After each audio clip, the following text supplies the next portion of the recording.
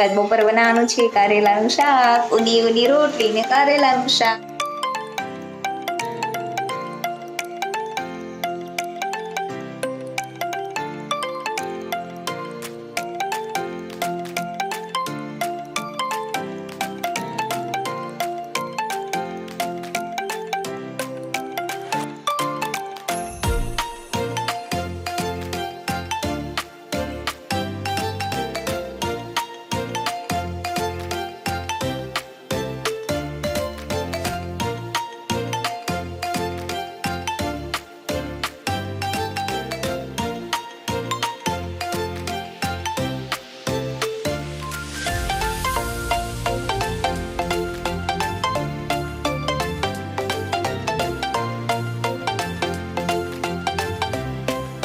Hello friends, good morning, જય Swaminarayan. Welcome to our new vlog. અને અત્યારે વાગ્યા છે સવારના 8:30 અને હું આજે બસ અત્યારે નાઈ ધોઈને પૂજા કરીને નીચે આવી છું. ચા દૂધ બનાવી નાખ્યું છે, નાસ્તો પણ બનાવી નાખ્યો છે.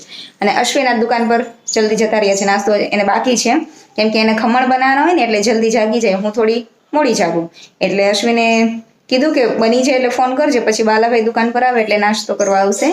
તો બસ એવું બધું છે. અને આજે તો કાલે તો બહુ મસ્ત વરસાદ આવી ગયો. 2 દિવસ એટલો સરસ વરસાદ હતો ને આજે પાછો તડકો છે એટલે સારું છે, કપડાં પણ સુકાઈ જાય, વાંધો ના આવે. તો બસ એવું વાતાવરણ મસ્ત મસ્ત વાતાવરણ છે. અને આજે રવિવારે હું ગુજરાતીમાં એટલા માટે બ્લોગ બનાવું છું કેમ કે કાલે શનિવારે આપણે નક્કી કર્યું ને શનિવારે ગુજરાતીમાં બ્લોગ બનાવવાનો, પણ કાલ બપોર સુધીનો બ્લોગ મેં હિન્દીમાં બનાવી નાખ્યો. પછી મને યાદ આવ્યું કે ગુજરાતીમાં આપણે તો બ્લોગ બનાવવાનો હતો. પછી અશ્વિને મેં કીધું કે હવે આપણે એવું કરીએ કે દર રવિવારે જ ગુજરાતીમાં બ્લોગ બનાવીએ, જે અપલોડ થશે મંગળવારે. એટલા માટે હવે આપણે દર રવિવારે પણ અશ્વિન મને યાદ અપાવશે કે આજે રવિવાર છે, ગુજરાતીમાં બ્લોગ બનાવવાનો છે. બસ એવું બધું છે.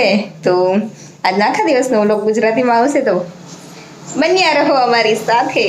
તો અશ્વિન નાસ્તો કરવા આવ્યા હતા ને હવે દુકાને પાછા જાય છે કેમ કે આજ બહુ મોડું થઈ ગયું એટલે હળાબડીમાં ભાગ્યા.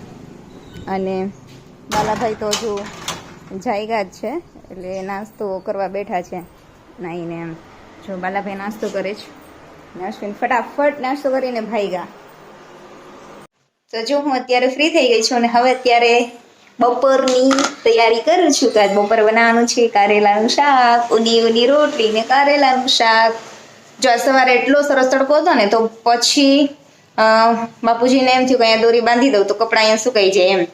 તો દોરી કંઈ મળી નહીં અને એટલી વારમાં તો એટલો વરસાદ આવી ગયો અને પાછો ફૂલ તડકો આવી ગયો. જુઓ, એટલે આ વાતાવરણ આવું બધું હોય એટલે છે ને બહુ ભરોસો નહીં કરવાનો, આપણે આપણી રીતે તૈયારીમાં રહેવાનું થોડું. તો અત્યારે હું કારેલાનું શાક બનાવું છું. અત્યારે તો હજુ એને છાલ ઉતારવાની છે, પછી બાફવાના છે, પછી એનું શાક બનાવવાનું છે. તો ફ્રેન્ડ્સ, અત્યારે વાગ્યા છે 5:30 અને હું સૂઈને ઉઠી ગઈ છું. અને ઉઠી અને થોડોક સામાન લાવવાનો હતો કેમ કે મમરાનો ચેવડો બનાવવાનો છે. કેવું થાય છે હમણાં રોજ સવારે અશ્વિને વહેલા ઉઠે ને તો એને ત્યાંથી પછી બાલાભાઈ કંઈ કામમાં હોય ને તો ત્યાં દુકાન બંધ કરીને આવવું પડે નાસ્તો કરવા માટે. તો આજે મેં એવું વિચાર્યું કે સવારમાં એમે હળવો નાસ્તો કરીએ ને તો વધારે મજા આવે, એટલે આજે મમરાનો ચેવડો બનાવી દઈશ. એટલે ખાલી ચા દૂધ જ બનાવવાના રહી તો ફટાફટ નાસ્તો પણ થઈ જાય, તો અશ્વિને પાછું ત્યાંથી દુકાન બંધ કરીને આવવું ન પડે. તો હું અત્યારે સામાન લેવા ગઈ હતી. તો આવજો કેટલું લઈ ગઈ છું: મમરાની થેલી, મકાઈના પૌવા, સેવ, અને આ ઝીણી ઝીણી ભૂંગળી. અને આમાં બીજું છે ને મમરાના ચેવડામાં મને બહુ ગમે ચોખાના પૌવા પણ હું નાખું તળીને, અને લીમડો હોય ને એને તળીને નાખવાનો, એટલો મસ્ત ટેસ્ટ આવે ને. અને બીજું શું નાખું? હા, બટેકાનું પેલું ખમણ હોય ને, આપણે ખમણ શું કહે, બટેકાનો ચેવડો આવે એવું આટલી પટ્ટી નથી બનાવતા ખમણ. હા, બસ એ બટેકાનું જે ખમણ બનાવીએ ને એ તળીને નાખીએ તો એટલું ટેસ્ટી લાગે. એટલે મને એવું બધું આમ મિક્સ હોય ને એવો ચેવડો બહુ ભાવે. એટલે આજે હું અત્યારે ચેવડો બનાવવાની છું. તો આ મમરાનો ચેવડો બનીને તૈયાર થઈ ગયો છે. અને હવે અત્યારે એવું છે કે આ ચોમાસાનું વાતાવરણ હોય ને એટલે હવાઈ જાય. તો એના પર આજે મમરાની કોથળી હતી ને એ પ્લાસ્ટિકની કોથળી લગાવી અને પછી આપણે ઢાંકણ લગાવી દેવાનું, એટલે એવું ને એવું રહી. એ અત્યારે અશ્વિન પલળીને આવ્યા, વરસાદ ચાલુ જ, મને ખબર નહોતી. જો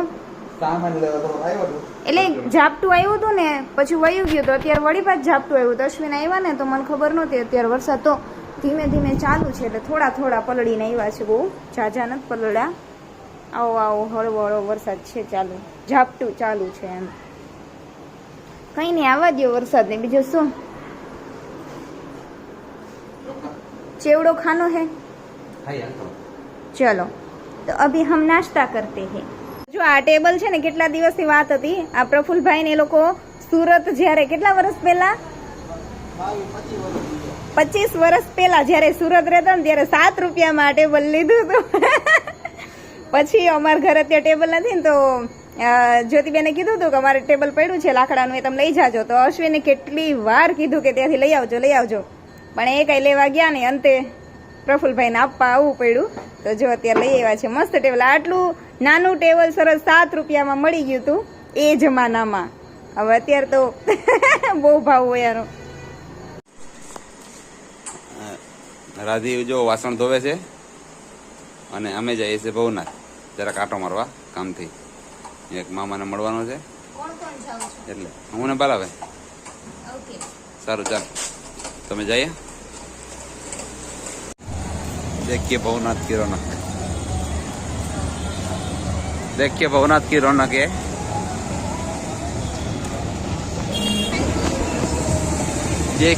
देखिए ये भवनाथ की रौनक है कितना मस्त चकडोल वगडोल सब चल रहा है और ट्रैफिक देखिए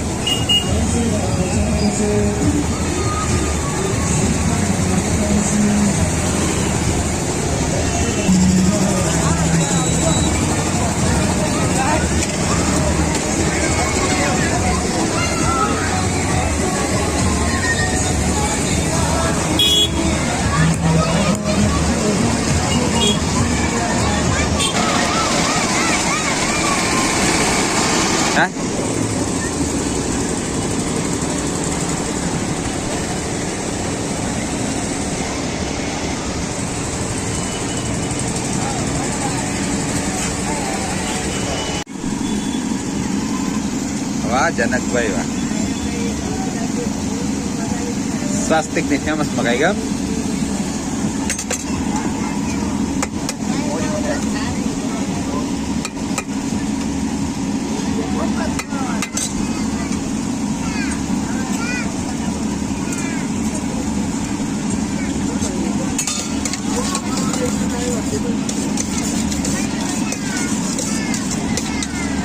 थोड़ी के दो